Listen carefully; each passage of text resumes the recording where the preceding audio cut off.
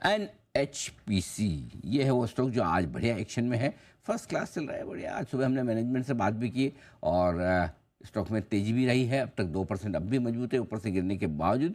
क्या है इस तेजी की खास वजह, बता रही है हमें प्रियंका। प्रियंका बताइए।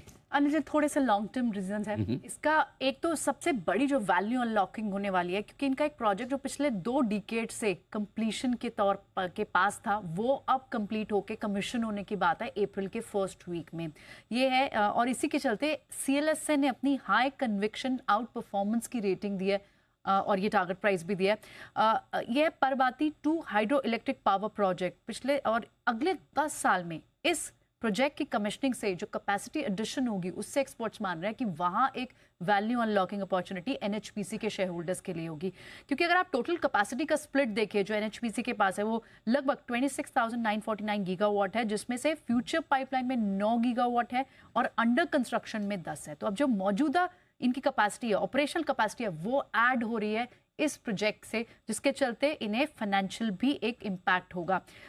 FY 24-29 के लिए इनको लगभग 113 की ग्रोथ दिखती है, 113% की ग्रोथ दिखती है। EPS में भी अच्छी रिविजन दिख रही है। FY 26 के लिए लगभग 21% इनका EPS बढ़ सकता है और इनका ROE जो है वो जो FY 26 कैलेंडर ईयर के लिए वहां पे भी 186 BPS पॉइंट्स का एक इजाफा हो सकता है। तो ओवरऑल फाइनेंशियली इट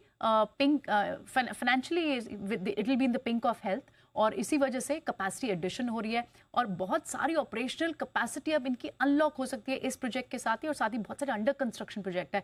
तो ये एक डिकेडल अपॉर्चुनिटी CLSA इसे बता रहा है और हाई कन्विक्शन रेटिंग दे रहा है NHPC पे।